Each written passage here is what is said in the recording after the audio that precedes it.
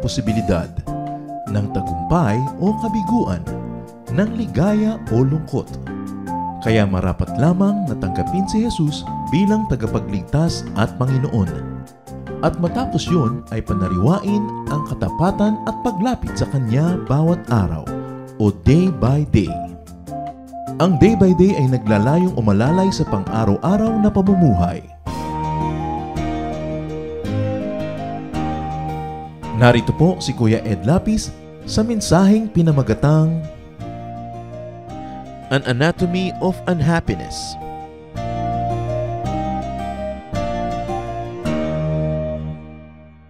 First Kings 19 verse 4.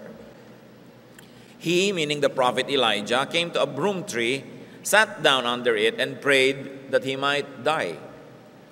I have had enough, Lord, he said. Take my life. I am no better than my ancestors. Isang napakadakilang lalaki, napakadakilang propeta, dumating sa puntong gusto niyang mamatay. How come a great prophet got so unhappy, so sad and so depressed that he wanted to die? Parang hindi mo inaasahan yan sa isang propeta, pero kung hindi natin inaasahan, merong pagkakamali ang paningin natin sa mga hinirang at mga instrumento ng Diyos. Ang mga dakilang mga instrumento ng Diyos, mga tagapagturo, mga propeta, mga dinaduluyan ng kanyang espiritu upang maging blessing sa iba, ay hindi exempt, hindi puwera sa mga lungkot, sa mga hirap, sa mga kuminsan ay takot. Sa kadalasan, mas sensitive ang mga mas espiritual at mga instrumento ng Diyos. Kaya mas higit lalo silang nauuga, higit mas lalo kuminsang natatakot, higit lalong naapektuhan ng hirap, ng lungkot, ng pangamba, sapagkat sa mamamagitan ng kanilang sensitibong espiritu, natuturuan sila ng Diyos na maging mahusay na mga pastol, mga tagapangaral at tagaturo, dahil nararanasan nila higit kanino man ang mga problema ng tao. Kaya hindi dapat paghanapan ang ating mga spiritual leaders to be supermen and superwomen as if they were exempted from the ravages of life. But in fact, they are even more sensitive. The Spirit that it is in the Lord sensitized them even more so they could be relevant and they could be kind and they could be good teachers. Ano naman ang maituturo ng walang pakiramdam at manhid? Paano aakayin nung sobrang laging mabuo ang loob yung mga natatakot? Paano niya uunawain ang mga nangangamba? Kaya pati ang Panginoon, sinabi, lahat ng temptation, dinanas niya upang sa pamamagitan ng anak ng Diyos, ang Diyos na espiritu at hindi physical, malalong maunawaan at maranasan ang dinaranas ng mga taong tulad natin na physical at spiritual din. Siyempre, alam ng Diyos lahat yan, pero kumbaga alam lang niya yun sa teorya kasi hindi naman talaga nangyayari sa Kanya dahil hindi siya physical. Kaya kinailangan ang Diyos sa Kanyang lalong pagpapahalaga at pag-ibig sa atin, ipinadala ang bahagi niya ang Kanyang anak na tinatawag natin upang saluhan tayo sa ating pagkalupa at pagkatao.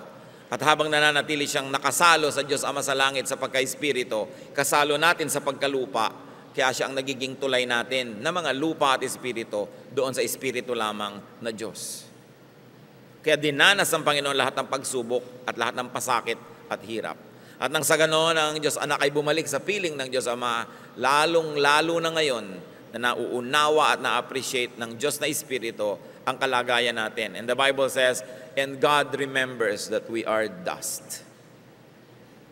At yun din ang dapat nating maalala tungkol sa ating kapwa, na yung asawa mo, yung anak mo, magulang mo, yung pastor mo, yung mga tauhan sa iyong buhay ay mga tulad mo ring lupa. At dahil doon, lumalawak dapat ang ating pangunawa, hindi ang panghuhusga sa kapwa. Bakit ginustong mamatay ng propetang ito? Samantalang napakamakapangyarihan niya, siya ay nakikisalo sa banal, kabanalan at luwalhati ng Diyos. He was a partaker of the divine nature. But why did he want to die? What factors caused such unhappiness to the point that a great man of God would die? Ang background po nito ay may napakalaking giyera, giyerang relihiyoso. It was a religious war. May bagong reyna sa bayan ng Israel, si Jezebel, foreigner. May iba siyang sinasamba, si Baal. At dinala niya sa Israel ang daan-daan ng mga pare at mga propeta ng kanyang relihiyon. At isa-isa niyang ipinapatay ang mga propeta ng Israel. Nananaig ngayon ang kadiliman, nananaig ang pagsamba kay Baal at napakalaking religious war ang nagaganap. At yun ang background ng kasaysayang ating tutunghayan. Nung humarap ang propeta sa hari na asawa ni Jezebel, kamping-kampi na ang hari sa kanyang asawa at nabulag na siya sapagkat siya ay sumusuporta na sa bagong relihiyon na ito, sa pagan religion at sa pagsamba kay Baal. 1 Kings 18:16-19. King Ahab went to meet Elijah. When he saw Elijah, he said to him, "Is that you, you troubler of Israel?" Ikaw ba yan, panggulo ng bayan? Sabi ng hari. "I have not made trouble for Israel," Elijah replied. "But you and your father's family have. You have abandoned the Lord's commands and have followed the Baals." Sabi, sinong panggulo sa atin? Kayong mag-anak. Sumunod kayo kay Baal. Ginulo niyo ang ating bayan, ginagalit niyo ang ating Diyos. Verse 19, "Now summon the people from all over Israel to meet me on Mount Carmel, and bring the 450 prophets of Baal and the 400 prophets of Asherah who eat at Jezebel's table." So ang reyna ay tumataguyod ng 850 prophets of Baal.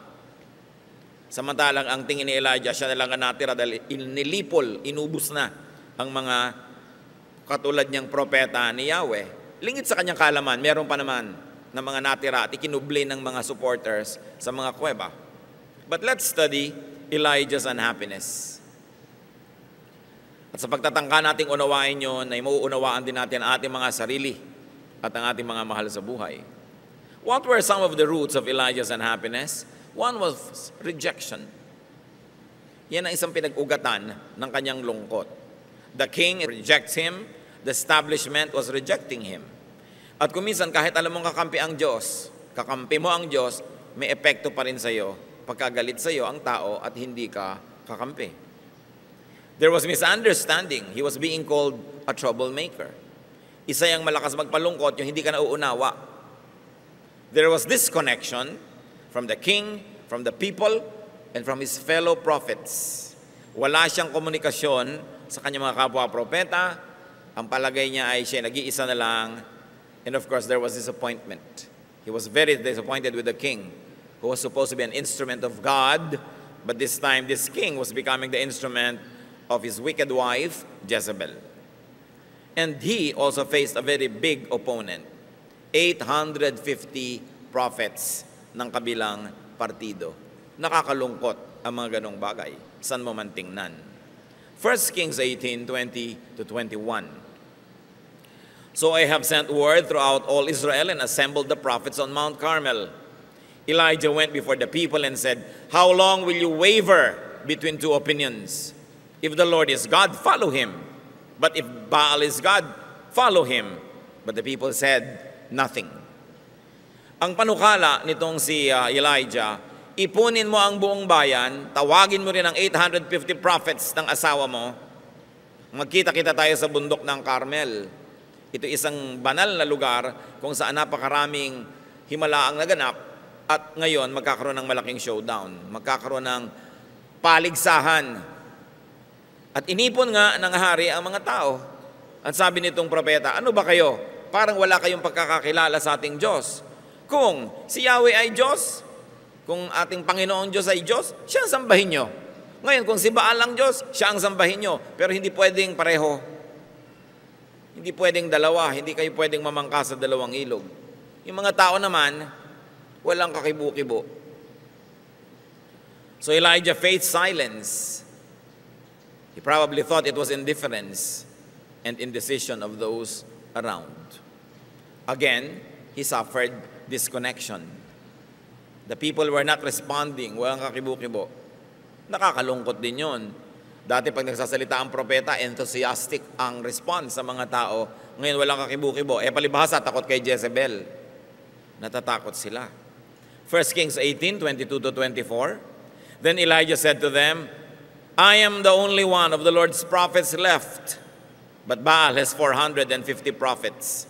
Of course, malalaman natin later na hindi naman pala precise yung akala na yon ni Elijah.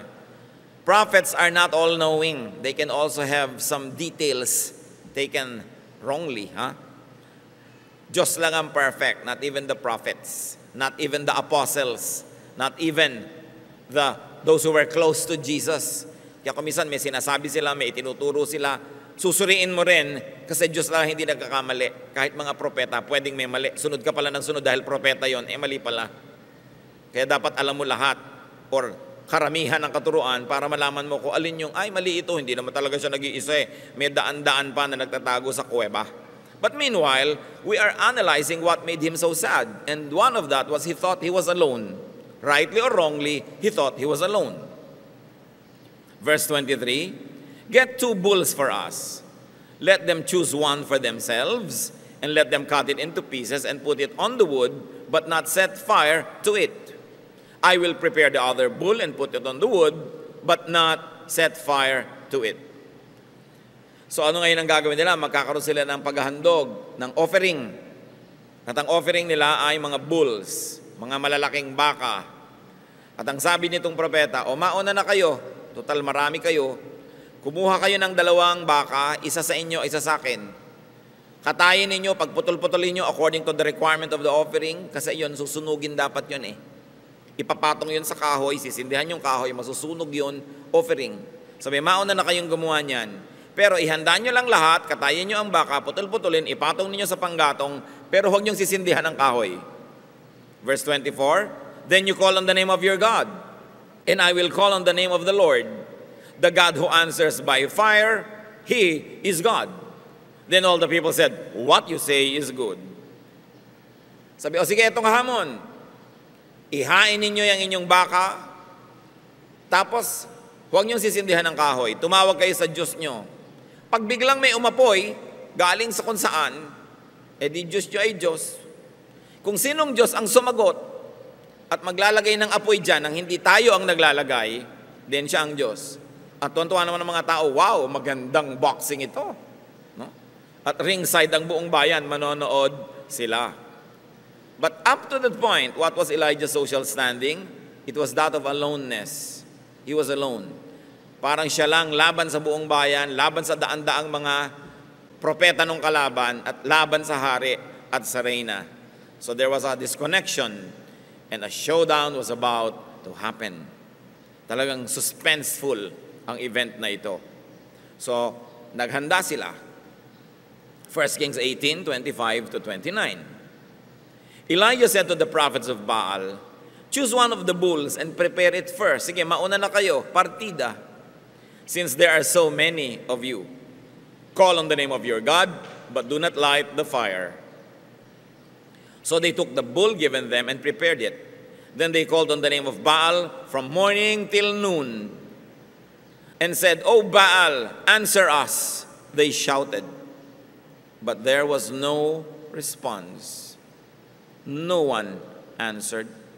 And they danced around the altar they had made. So naigawa na nila. Umagang-umaga pa lang, nagsimula na to. Nagsasayaw na sila, nagtutugtog na sila, nagtatawag na sila kay Baal. Inabot na ng tanghaling tapat, uminit na lang at lahat. Wala pang nangyayari. Verse 27, at noon Elijah began to taunt them. Shout louder, he said. Surely he is a god. Perhaps he's in deep sleep, or in deep thought, or busy, or traveling. Maybe he's sleeping and must be awakened. So they shouted louder and slashed themselves with swords and spears, as was their custom, until their blood flowed. Sabi ni Elijah, lakasan niyo pa, baka tulog, baka nagbabiyahe, baka pagod. Sige pa, lakasan pa. Lalo namang nilakasan nga nitong mga sumasayaw. Hanggang hiniwa-hiwa nila ang kanilang sarili para lumabas ang dugo nila na paraan nila sa pagtawag ng atensyon ng Diyos nila. Dahil pinaniniwalaan nila na gusto ng Diyos silang nakakaamoy ng sariwang dugo. So, tingmak na sila ng dugo at nabasa na yung lupa. Wala pa. Verse 29, midday passed and they continued their frantic prophesying until the time for the evening sacrifice. Maghapon na to. Didilim na, oras na para sa tunay na oras ng pagbibigay ng mga handog sa Diyos ng Israel. But there was no response, no one answered, no one paid attention. Anong nararanasan dito ni Elijah? he experienced strife. Siyempre may contest. And there was grave intensity. And at this point, he could have already been experiencing fatigue. Maghapon na yan, magdamag pang nakaraan nung kahapon, so pagod na siya, may contest, lahat yan nakaka-contribute sa naging kalagayan niya na sobrang kalungkutan later. 1 Kings 18:30-35. Then Elijah said to all the people, "Come here to me." They came to him, and he repaired the altar of the Lord, which was in ruins. Doon niya niyaya ang mga ito sapagkat nandun sa Mount Carmel, yung dambana ng Diyos, nagiba-giba na, nilulumot na, guho-guho, dahil matagal nang walang nag-o-offering, walang nagre-repair, walang nag-aayos. Elijah took 12 stones, one for each of the tribes descended from Jacob, to whom the word of the Lord had come, saying, "Your name shall be Israel." With the stones he built an altar in the name of the Lord, and he dug a trench around it, large enough to hold 2 seahs of seed. He arranged the wood, cut the bull into pieces, and laid it on the wood. Then he said to them, "Fill 4 large jars with water, and put it on the offering and on the wood." "Do it again," he said, and they did it again. "Do it a third time," he ordered, and they did it a third time. The water ran down around the altar and even filled the trench. It's very cinematic, very dramatic. Haba ang lahat ay nanonood at naglalagay ng mga band-aid sa mga sugat nila, itong mga nabigong mga propetang hiwa-hiwa ang katawan at nagdugo ay wala namang sumagot. Eto ngayon siya, dahan-dahan niyang nirepair yung altar na bato. Mga patong-patong na bato lang naman yun eh. Kumuha siya ng mga 12 malalaking bato, pinagtumpok-tumpok. Naghukay siya ng parang kanal sa paligid ng altar niyang binuo. At sabi niya, at nagsibak siya ng kahoy, ipinatong niya sa bato, inayos, at pinutol-putol niya yung baka, inilagay sa ibabaw ng kahoy. At pagkatapos ng sabi, "Umigib kayo ng tubig, damihan ninyo. Buhusan ninyo itong karne. Buhusan nyo rin yung kahoy, buhusan nyo rin yung bato sa ilalim ng kahoy." At ginawa nila yon hanggang umapaw ang tubig dun sa kanal na ginawa niya sa paligid. Parang merong moat. Sabi niya, puno na, gawin nyo pa uli. Inulit, pangatlong ulit, basang-basa ang lahat. No? Because there were 13 quarts of water that were used. So Elijah went through hard work. Mahirap yata siya gumawa lahat mag-isa pa. At performance level ito. Nakakapagod yan. So pagod na siya. Again, there's the issue of fatigue. 1 Kings 18:36-37. At the time of sacrifice, the prophet Elijah stepped forward and prayed, "O Lord God, God of Abraham, Isaac, and Israel, let it be known today that you are God in Israel, and that I am your servant and have done all these things at your command. Answer me, O Lord, answer me, so these people will know that you, O Lord, are God, and that you are turning their hearts back again." So there was tremendous pressure. Nag-fail na yung kabilang bahagi, yung kabilang partido, siya na lang ngayon ang na-under test. At sinabi niya, "Lord, tayong dalawa ang under pressure here, tayong dalawa ang nakasalang para subukan. Patunayan mo sa kanila kung sino ka, na ikaw ang Diyos ng Israel, at patunayan mo rin sa kanilang ako talaga ang hinirang mo, at hindi itong 850 na ito na kinakatakutan ngayon sinusunod ng mga tao." So there was tremendous pressure. 1 Kings 18:38-39. Then the fire of the Lord fell and burned up the sacrifice, the wood, the stones, and the soil, and also licked up the water in the trench. When all the people saw this, they fell prostrate and said, "The Lord, He is God. The Lord, He is God." Sa pagdarasal na ito ni Elijah, patunayan mo, O Diyos, kung sino ka, at patunayan mong ako, hindi ang mga peke na ito, ang hinirang mo. Biglang may nalaglag na apoy mula sa langit. At nag-apoy yung karne. Nauna yung karne na nag-apoy. Baligtad dito. Sumunod na nag-apoy yung kahoy. At pati yung bato, at pati yung lupa, nag-apoy, at pati yung tubig na umaapaw, nag-evaporate sa init at tindi ng tubig na galing sa Panginoon. Napatunayan ng bayan kung sino talaga ang Diyos.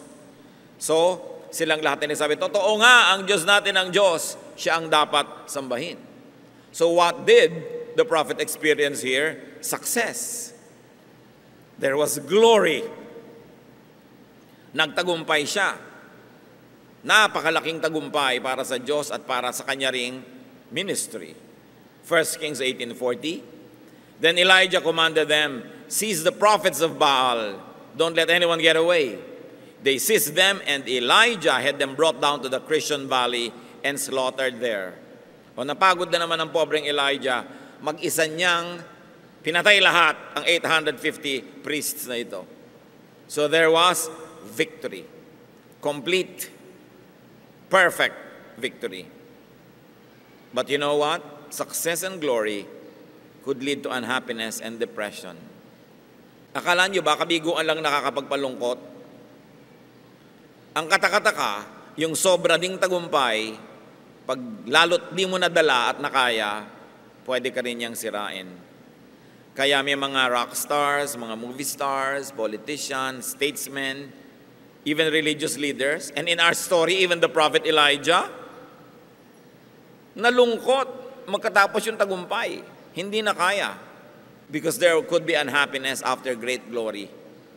Kaya nakikita nyo yung mga artista kumisan, lalo sa tanghalan, sa entablado, pagkatapos ng kanilang huling palabas, may cast party. Kasi gising na gising pa yung electricity ng body nila sa palakpak, sa tagumpay, mahirap itulog yun.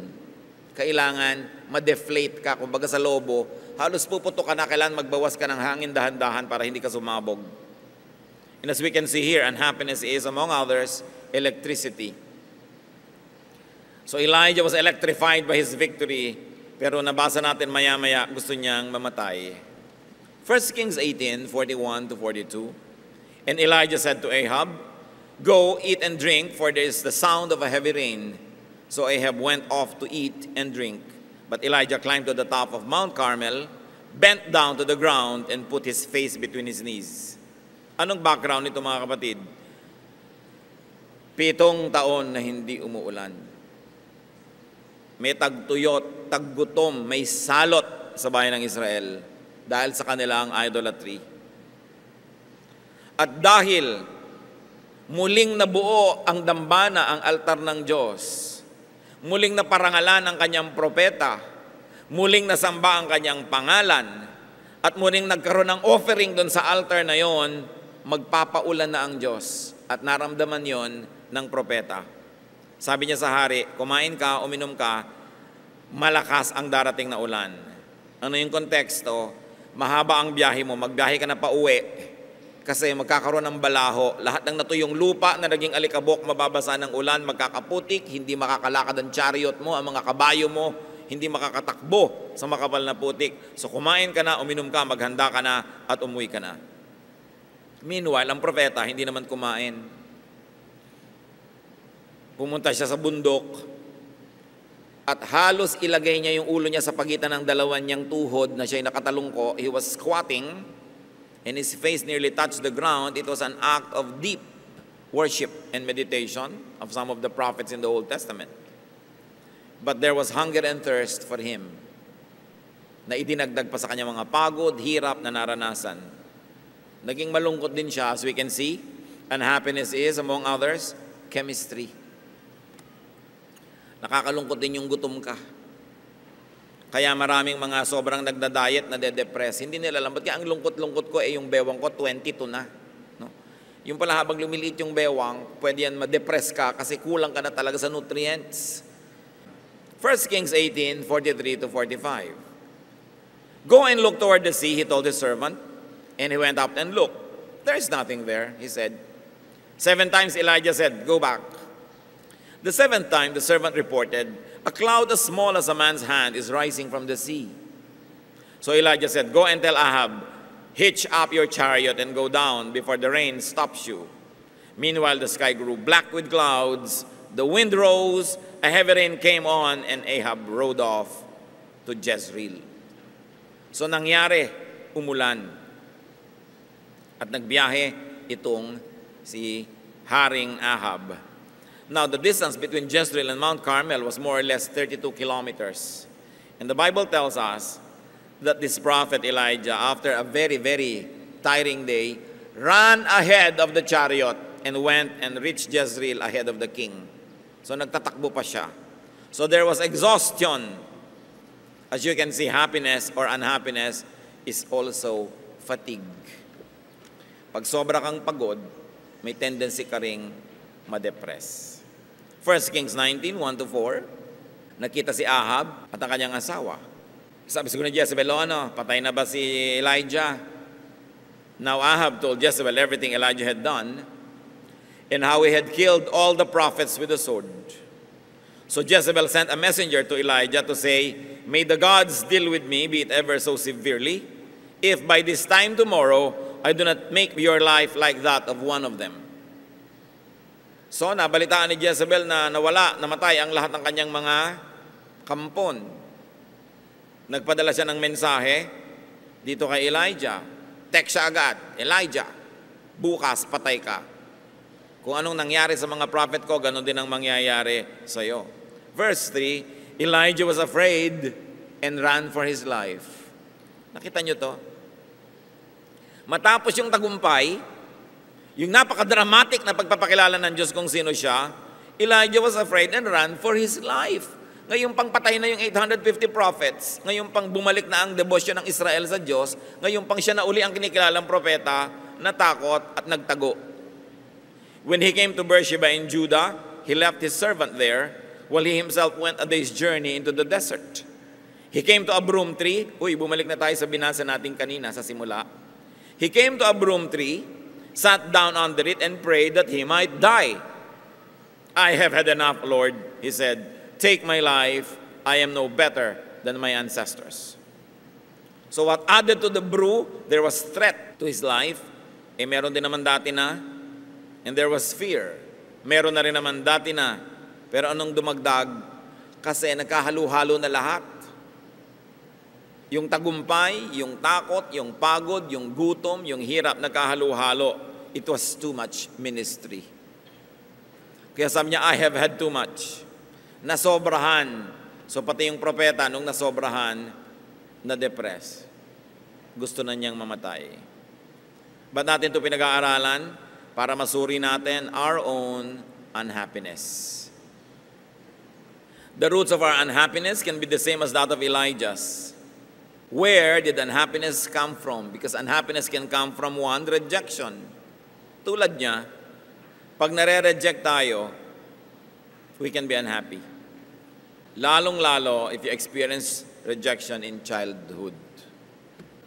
Lalong-lalo kung ang isang babae became pregnant out of wedlock, nire-reject kumisa ng mga lola at lola niya, ng mga kamag-anak, pa-abort mo yan, ipalaglag mo yan, etc., etc. So nararamdaman ng bata. At kung minsan nagkakaroon yun ng psychological effect sa kanya hanggang pagtanda. Kung tayo ay nakaranas ng rejection, ganun man o lighter ways, parang may mas maganda kang kapatid, parang siya yung paborito, parang may mas matalino kang kapatid o pinsan, siya lagi napupuri. Kung tayo ay nakaranas ng rejection, you know what you do? You can no longer change your past, but you can change your heart about it. You can change your outlook. Get over it. Tapusin nyo na yon. And the best way to get over it is to forgive people who rejected you. Sapagkat pag hindi nyo pinatawad lahat yung mga tumanggi, hindi gumusto, umayaw sa inyo noon, dala-dala nyo yung hapdi, yung kirot habang buhay. At kaya madalas gusto nyo siguro magpakamatay o nalulungkot kayo, hindi nyo maintindihan. Kasi merong nakaugat sa puso nyo yung dapat ay bunutin, and that is sorrow and pain and bitterness. At ang mahalaga, get accepted by others now. Become more acceptable. Kung nagkulang noon ang pagmamahal sa atin ng mga tao, sikapin nyo ngayon na mamahal naman kayo ng iba, maging kamahal-mahal kayo. Mas maging maganda ang ating ugali, tayo'y makibagay, makisama, at nang sa ganon, mas matanggap tayo para makatakas na tayo doon sa hindi ako minahal noon, kawawa naman ako noon, puwera ako noon. Noon na yun eh.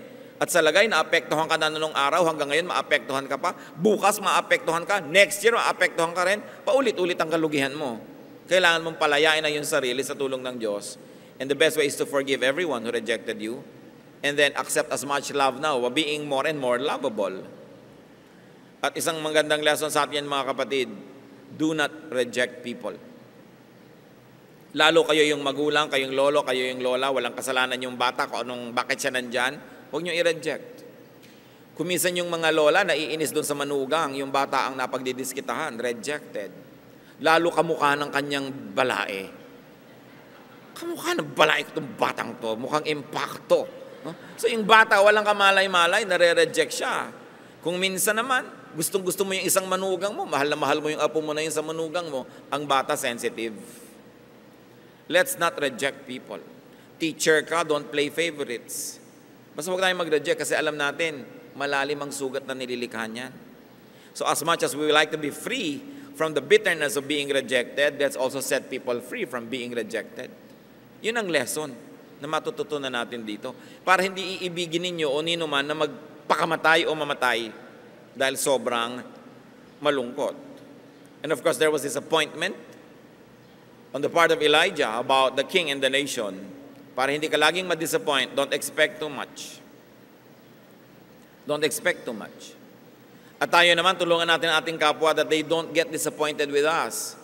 Do what you must. Perform your duty. Do your best so people don't get disappointed in us. And what's very important is to avoid disconnection. Get connected. Allow others to connect with you. Be accessible. And you also reach out to others. Talagang totoong nilikha tayo ng Diyos na ang kaligayahan natin ay sa piling ng kapwa din natin tao at sa piling ng Diyos. Kaya hayaan natin magkaroon tayo ng connection. Another unhappiness of Elijah could have come from aloneness. So what do we learn? Have a healthy balance of solitude and company. One of life's greatest pleasures is good company. Napakayaman mo, kapatid, kung meron kang kaibigan, kamag-anak, pinsan, kapatid, whatever, na masarap kasama. Kayamanan yon. At lalo namang napakainam na ikaw ay maging dagdag na yaman sa kapwa dahil masarap kang kasama. Pero kung ikaw ay judgmental, pintasera, lagi na lang may reklamo, mahirap kang kasama, dinedepress mo ang iyong kapwa nun. And at the same time, madedepress ka rin. What about strife and fatigue? We have to learn to have peaceful relaxation and peaceful coexistence with people. Na hindi tayo nakikigyera lagi. Choose your battles para hindi ka laging maraming kaaway, kagalit, nakaka-stress yan. At kumisan, pag nagkasama-sama lahat, gusto mo na rin mawala sa mundong ibabaw. Pressure also added to his unhappiness. So we choose our battles whenever we can. Huwag kang likha ng gulo. Huwag kang pangako ng pangako. Nakaka-pressure yon. Don't be a guarantor kanino mang utang kasi sobrang pressure na nakadagan sa'yo. Kailangan matuto ka mabuhay na konti lang ang pressure. Don't say yes to every invitation. Don't accommodate everybody because you will be pressured. Pinipili mo lang yung talagang gusto mo at kung may paminsan-minsang ayaw mo pero dapat, konti lang yon, hindi marami. At isa yan sa mga dapat nating matutunan mga Pilipino, sobra kasing mababang loob tayo, sobrang mabait, to say no. Lagi na lang tayong yes, tapos ikaw yung nagdurusa. Part of the freedom that God wants to give you is for you to be free from needless pressures. At isa pa na dapat nating bantayan, glory. Victory. Pag sobra kang yumayaman, sobra kang sumisikat, sobra kang gumaganda, sobra kang nagtatagumpay, go down. Huwag ka masyadong maniwala na dakila ka. And very importantly, how do you get the pressure of glory from your shoulders? Share it with other people. Share the credit with other people, especially with God. In fact, give God the glory para hindi ikaw nagbubuhat ng glory na yon. Kasi ang kabiguan at tagumpay, pareho yung mabigat buhatin.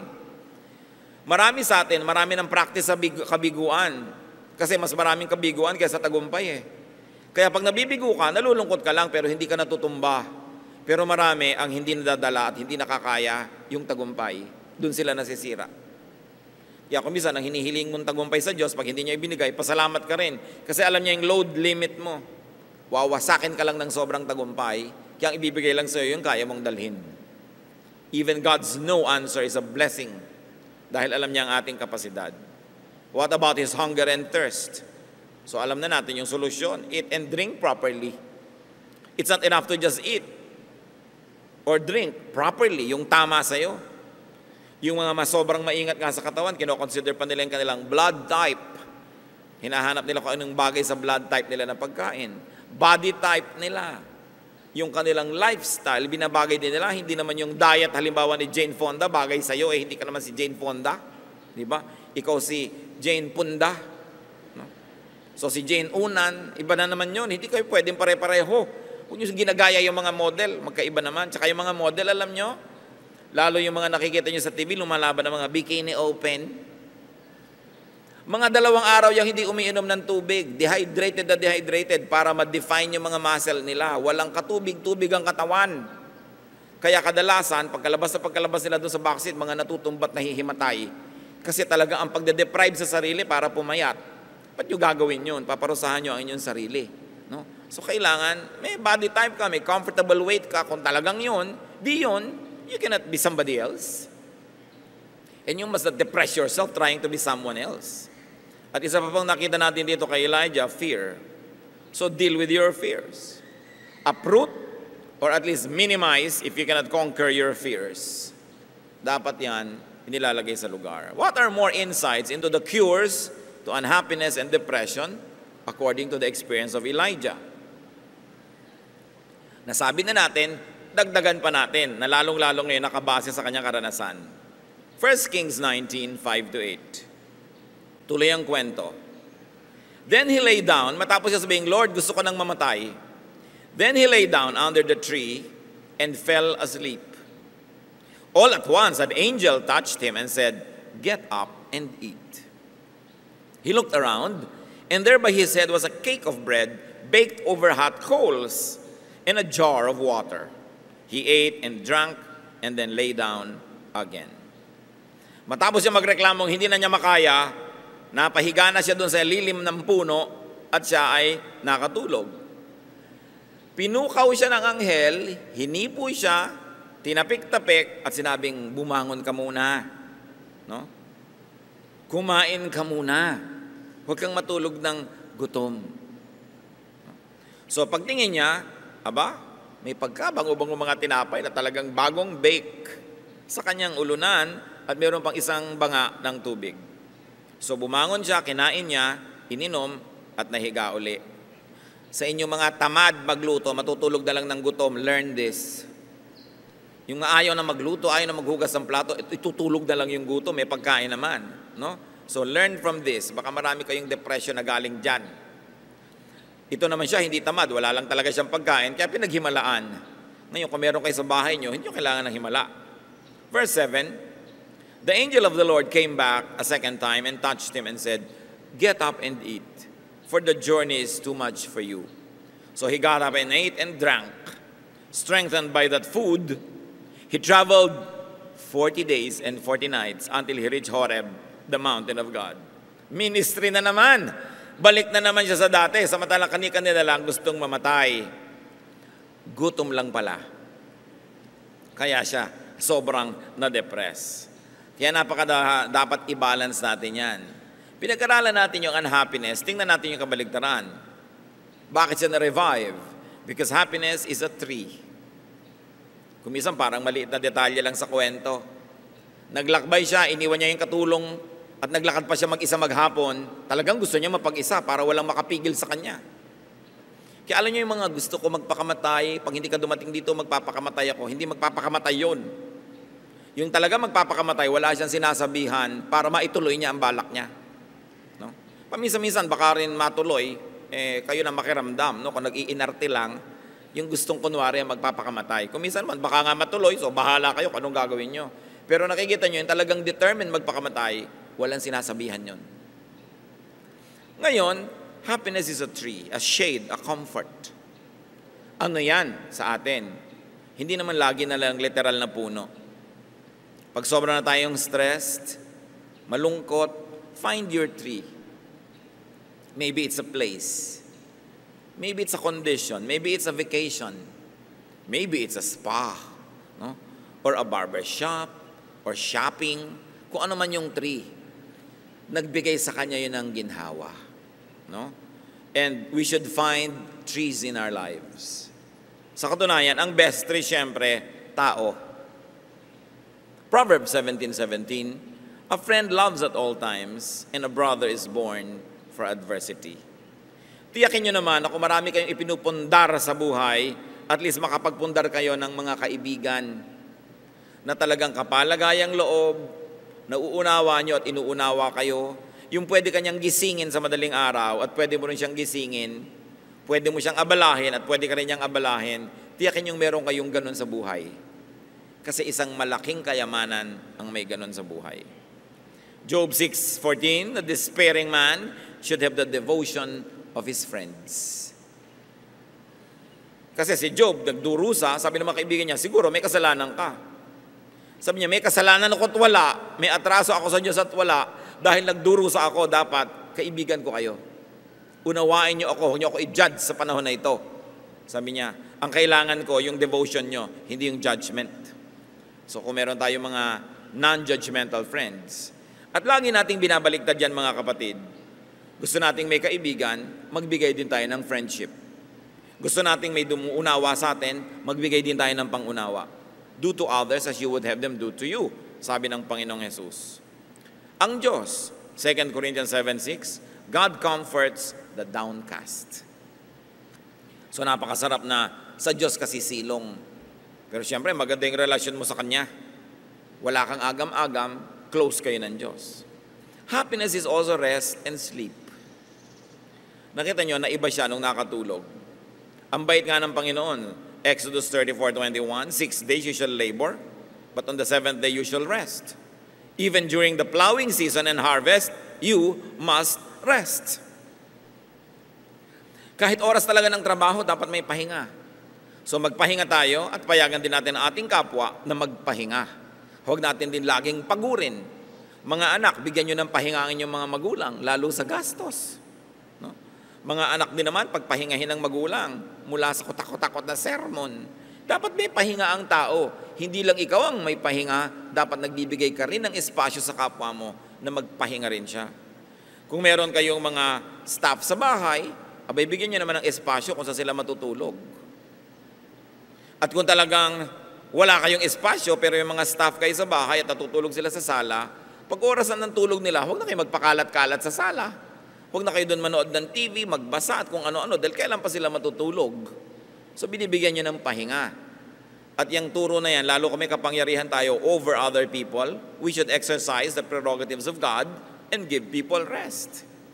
Mark 6:31, then because so many people were coming and going that they did not even have a chance to eat, He said to them, come with me by yourselves to a quiet place and get some rest.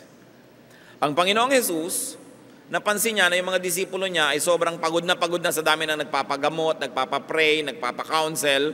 Sabi niya, teka, time out, iwan natin lahat yung pasyente, rest muna tayo, retreat muna tayo. Nakita niyo yung pag-ibig ng Diyos, hindi lang niya mahal yung mga tao, mahal din niya yung workers. Sabi niya, magpahinga tayo, hayaan niyo na sila. Hindi naman nauubos yung may sakit at gutom, magpahinga muna tayo. At pag nakapagpahinga na kayo, tsaka itutuloy ang ministry. Jeremiah 31:26, my sleep had been pleasant to me. And Psalm 127:2 says that God grants sleep to those He loves. So do the same. Give people around you sleep.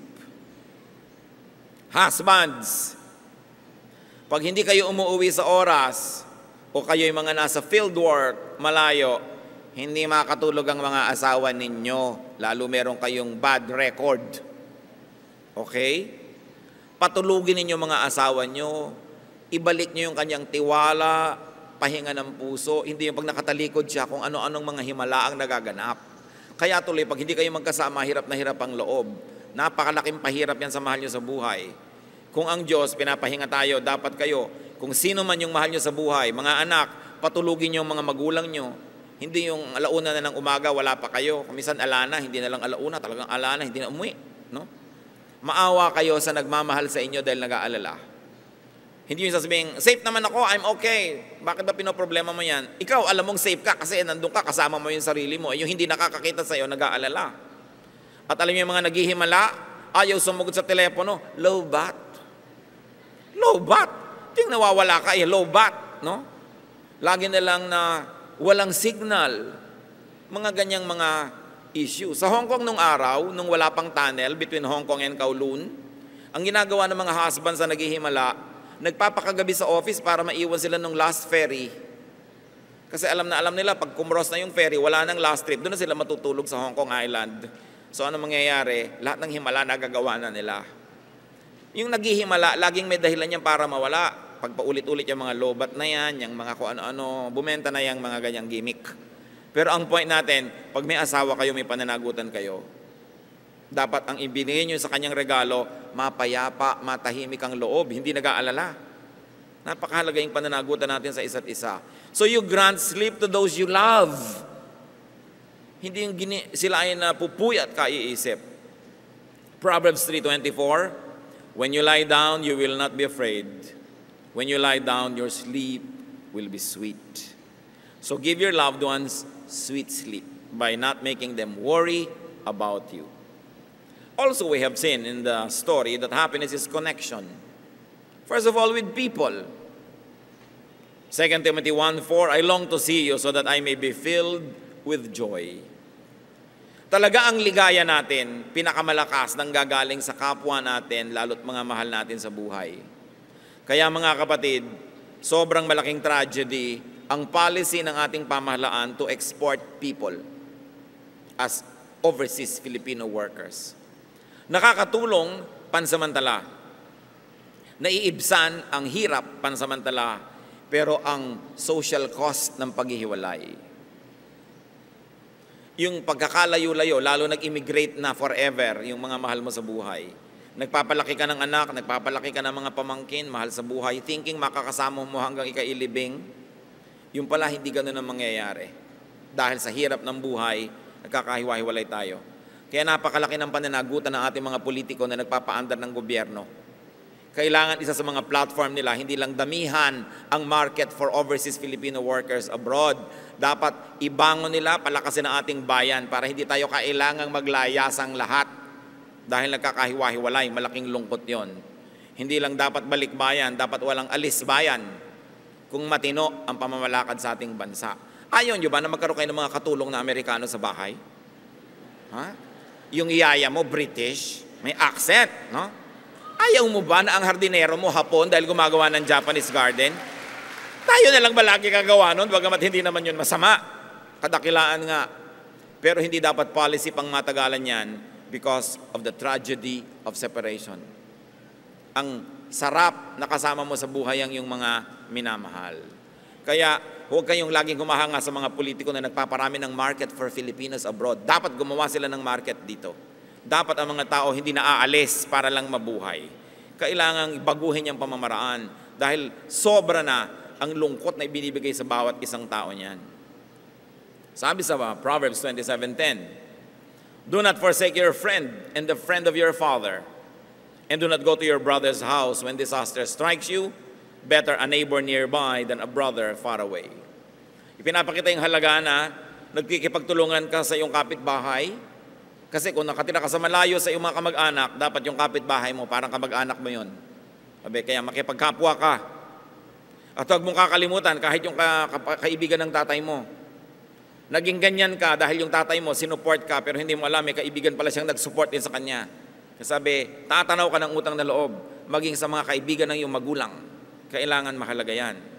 And of course, if connection with people is very good, lalo naman yung connection with God. Acts 17:26-28.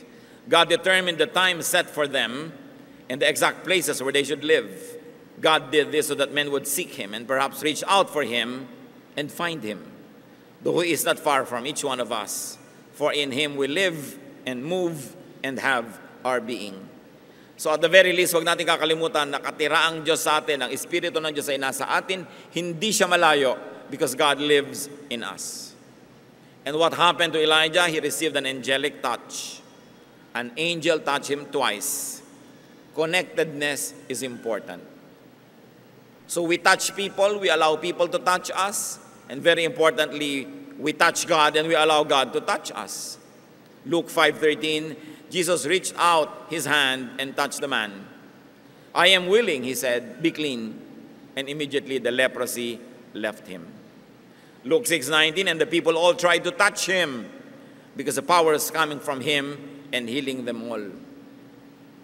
The healing power of touch.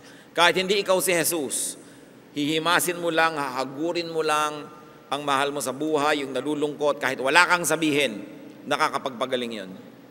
Mark 5:28, the bleeding woman thought, if I just touch his clothes, I will be healed. Touch people and allow people to touch you, not only physically, but very importantly, emotionally. What other source of happiness is there? Counsel, words, conversation. Kung ang salita ay nakakasakit, ang salita ay nakakapagpagaling din. Kaya napakahalaga na nag-iingat tayo sa ating pananalita, pero ang mahalaga, meron tayong kausap, lalo kung tayo ay nalulungkot. Hebrews 10:25, let us not give up meeting together, as some are in the habit of doing, but let us encourage one another. Be sensitive when people need you, not only when you need them. Lalo yung mga text na, musta? Every text is a cry for help. Pag may nagte-text, reaching out lang yan. Baka nalulungkot, baka naiinip. Ikaw naman, okay, bye. Pag may nagmumusta, okay, ikaw, kumusta ka? And then, encourage conversation. Kasi hindi naman yun mangungumusta ng walang nangyayari. Siguro naiinip. Kuminsan, gusto ka talaga niyang kumustahin, pero isipin mo, baka siyang may kailangan. And drop what you're doing and minister, especially if these people are important to you. If you love them and they love you. Psalm 7:1, O Lord my God, I take refuge in you. Save and deliver me from all who pursue me. And that is what also many people need from us, that we save and deliver them. Finally, happiness is food and drink. Genesis 1:29, God said, I give you every seed-bearing plant on the face of the whole earth, and every tree that has fruit with seed in it. They will be yours for food. So dapat marunong kang kumain. Ecclesiastes 8:15, nothing is better for a man under the sun than to eat and drink and be glad. Then joy will accompany him in his work all the days of his life God has given him under the sun. Acts 14:17, God has shown kindness by giving you rain from heaven and crops in their seasons. He provides you with plenty of food and fills your hearts with joy. Very importantly, we should minister also through food. So be happy. Make others happy. Ang mga tao, kung anong binibigay natin sa kanila, yun ang nire-reflect nila pabalik sa atin. Bumabalik lahat yan. Kaya kung kabutihan ang ginagawa natin sa kanila, kabutihan din ang bumabalik sa atin. Maybe not through them, but through other people. Maybe not today, but definitely tomorrow. Nangyayari yun. Ang ginagawa natin sa tao, yun din ang nangyayari sa atin. So, ang sinabi ng Panginoong Jesus, kung anong gusto mong gawin sa ng kapwa, yun ang gawin mo sa Kanya. Strive to be happy and do your best to make other people happy. Iwasan natin yung mga nagpa-depress kay Elijah. Sobrang pagod, sobrang tagumpay din kung minsan na hindi na isi-share with others. Iwasan din natin yung sobrang magutom, mauhaw, mawalay sa kapwa, mapag-isa, nagiging bunga ay kalungkutan at kung minsan depression. God wants you happy. Panginoon, salamat sapagkat kayo concerned sa amin at marami kayong iniwang mga lesson sa Biblia para aming kapulutan ng aral. Turuan niyo po kami na matuto, pag-aralan ng aming mga kalungkutan at kalungkutan ng mga mahal namin sa buhay at sa aming Panginoon na learning from you and from your wisdom, may life find us happier and we may make other people much happier. Pagbulay-bulayan natin sumandali sa tahimik na pananalangin ang iba pa mga personal application ng message na ito.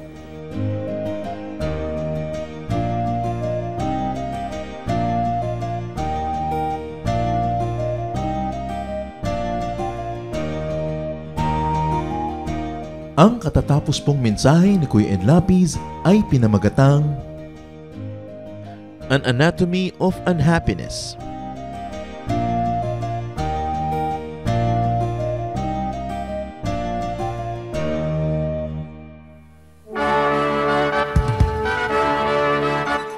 Halina't sama-samang sumamba at magdiwang sa Day by Day Jesus Celebration kasama si Kuya Ed Lapiz. Bulwagan ng Panginoon PICC, one Sunday a month, Philippine International Convention Center, Rojas Boulevard, Pasay City. All other Sundays sa mga Day by Day mini bulwagan ang pagtitipon. Para sa buwan ng Nobyembre, gaganapin ito sa November 3, 2024. 8 a.m. ang First Jesus Celebration, 10 a.m. naman ang Second Jesus Celebration. Para sa iba pang detalye, bisitahin ang ating official Facebook page, Day by Day Friends.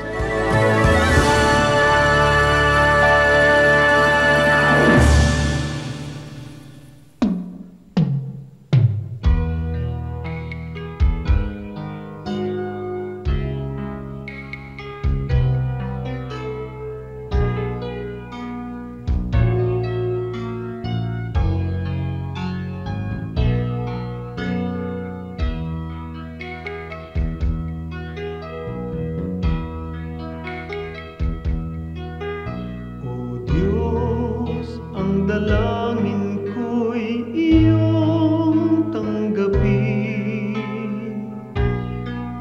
na maging karapat-dapat sa iyong paningin. Kung may pag-aalinlangan ang aking paniwalaan ay ikaw. Ang kailangan ko'y iba yung lakas upang di ko natahakin ligaw na landas sa pagpaparot parito sa ulat bagyo'y hindi magbabago. Katapatan ko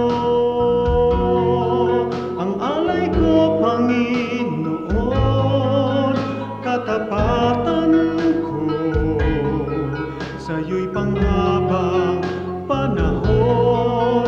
Kahit minsan na tiwala ko'y di kukupas, katapatan ko panatiliin mong wagas.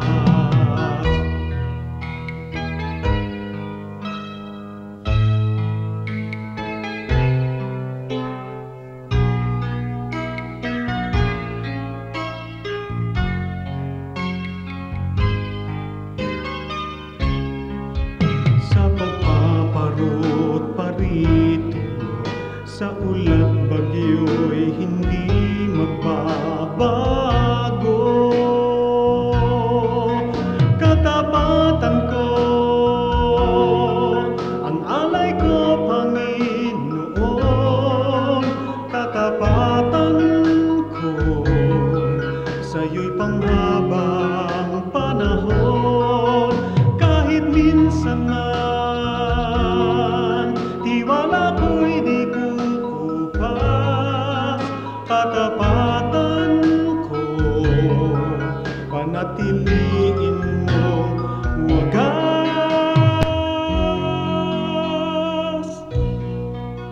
panatiliin mong wagas.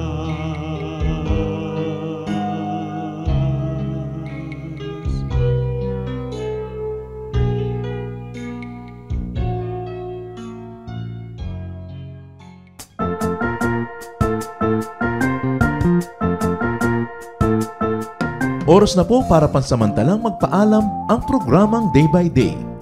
Tayo po'y magsama-sama tuwing ika-6 hanggang ika-7 ng umaga, araw-araw. Magandang umaga po at mabuhay ang Panginoong Hesus!